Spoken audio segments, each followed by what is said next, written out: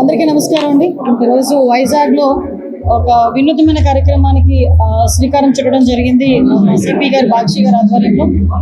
ఎందుకంటే ప్రతి సందర్భంలోని కూడా మహిళలకు అవగాహన కల్పిస్తున్నాము, స్కూల్లో పిల్లలకు అవగాహన కల్పిస్తున్నాము ఈ పోక్సో యాక్ట్ గురించి, అన్ని యాక్ట్ల గురించి. కానీ ఈ పోక్సో యాక్ట్ వల్ల కానీ ఇప్పుడున్న అంటే ఆడపిల్లల మీద అఘాయిత్యాలు చేయడం వల్ల, క్షణికావేశంలో ఆడపిల్లలు జోలికి వెళ్ళడం వల్ల, వాళ్ళ మీద చెయ్యటం వల్ల చాలా మంది విద్యార్థుల తాలూకా జీవితాలు కూడా పాడవుతున్నాయి. చాలా మంది విద్యార్థులు తమ జీవితాలు జైలు పాలు చేసుకునే సందర్భం.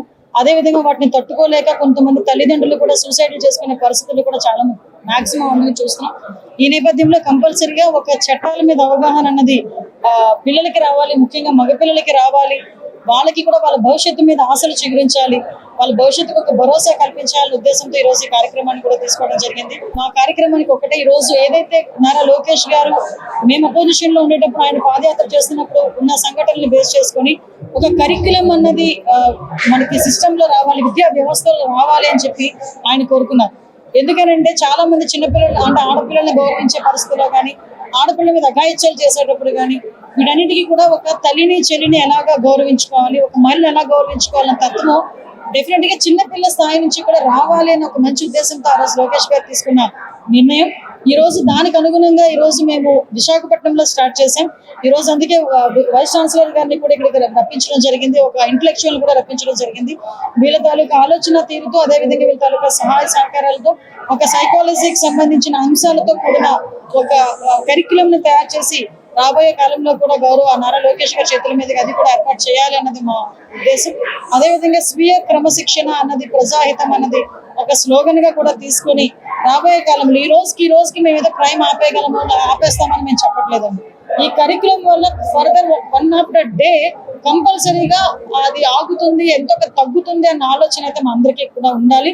దానికి తల్లిదండ్రుల దగ్గర నుంచి ప్రతి ఒక్కరు కూడా సహకరించాలి. ఈ రోజు జరుగుతున్న అఘాయిత్యాలు చాలా మందికి, ఇప్పుడు పోక్సో చట్టం మీద చాలా మందికి అవగాహన ఉండట్లా.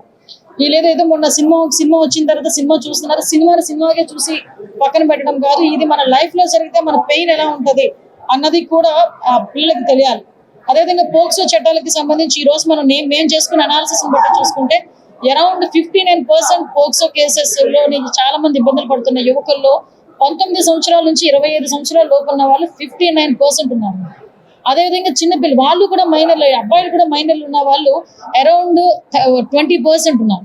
అది టెక్నికల్ గా జరుగుతుందా, నాన్ టెక్నికల్ గా జరుగుతుందా అన్నది పక్కన పెడితే, అది నిజంగా అమ్మాయి అంటే 16 సంవత్సరాలు 15 సంవత్సరాల అమ్మాయి ఏదో లవ్ ఆ బేస్ మీద వెళ్ళినా కూడా అమ్మాయి మీద సెక్షువల్ అసాల్ట్ జరిగితే డెఫినెట్ గా పోక్సో కేసు అనేది రిఫ్లెక్ట్ అవుతుంది.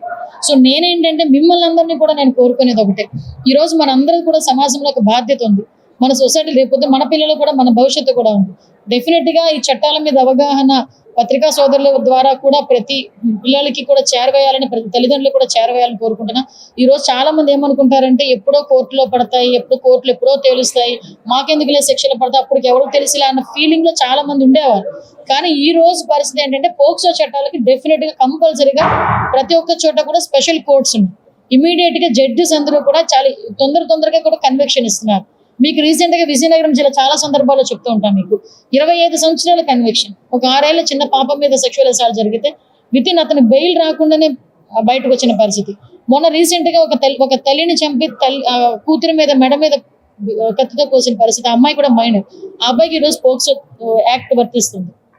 సో ఇలాంటి సిచ్యువేషన్స్ ఆఖరికి ఈరోజు నేను ఈ మీటింగ్ రావడానికి కొంత స్టడీ చేస్తే 18 years లోపు పిల్లలు కనీసం ఆ వీడియోస్ అయితే పోర్నోగ్రఫీ సంబంధించిన వీడియోస్ కూడా డౌన్లోడ్ చేసినా కూడా ఐటీ 67B ప్రకారం అది కూడా తప్పే. సో ఇంత చట్టాలు ఉన్నాయి, ఈ చట్టాలన్నిటికీ కూడా అవగాహన ముందు మగపిల్లలకు కూడా రావాలి అనే ఉద్దేశంతో ఈరోజు మేము ఇనిషియేషన్ తీసుకున్నామండి. దీనికి మంచి స్పందన వచ్చింది. మీరందరూ కూడా సహకరించండి.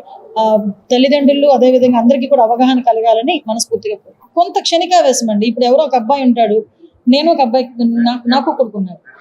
ఎలా ఉంటదంటే అరే హీరోయిజం అనుకుంటారు, అరే నువ్వు ఆ అమ్మాయి ఏదో సంథింగ్, ఆ టైంలోని వాళ్ళు చేసే ఒక చిన్న క్షణికావేశంలో ఆ అమ్మాయి కాదన్నదనో, లేకపోతే ఆ అమ్మాయి రిజెక్ట్ చేసిందనో, ఏదో ఒక సందర్భంలో అమ్మాయి మీద కసి తీర్చుకునే పొజిషన్స్ వచ్చేస్తున్నాయి. అరే ఆ ఒక్క క్షణం నువ్వు పక్కన పెట్టి మంచి తీరులో ఆలోచన చేసుకుంటే నీ భవిష్యత్తు ఎలా ఉంటుంది. అదర్వైజ్ నువ్వు ఇంచుమించు 25 సంవత్సరాలు 30 సంవత్సరాలు జైలుకి కన్ఫైన్ అయిపోవాల్సిన పరిస్థితి వస్తుంది.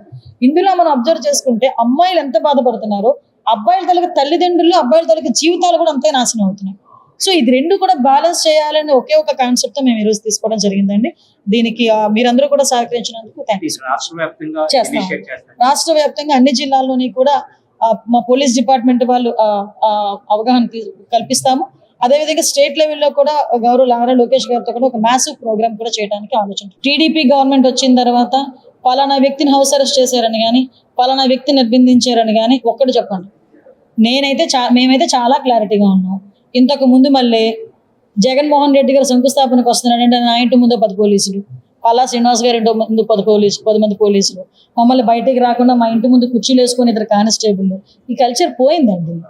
మీరు ఏదైనా మీకు స్వతంత్ర ఇప్పుడు అక్కడ ఎస్పీ చెప్పింది ఏంటి, రండి రెండు అక్కడ ఏదైనా గొడవ జరిగే పరిస్థితి ఉంటుంది కాబట్టి ఒక వర్గం ఒకసారి వెళ్ళండి, ఇంకో వర్గం ఇంకొకసారి వెళ్ళండి అని చెప్పారు తప్పించి ఎక్కడా కూడా ఎవరిని కూడా నిర్బంధించలేదు. మేము హౌస్ అరెస్ట్లు నిర్బంధించడం లాంటివి ఏమీ లేవు. పరదాలు లేవు, చెట్లు కొట్టడాలు లేవు, ఏమీ లేవు. సజావుగా ప్రజాస్వామ్యబద్ధంగా ఎన్డీఏ గవర్నమెంట్ పరిపాలనలో సాగుతుంది. Please subscribe to the channel and download the Politicos app from the links in the description.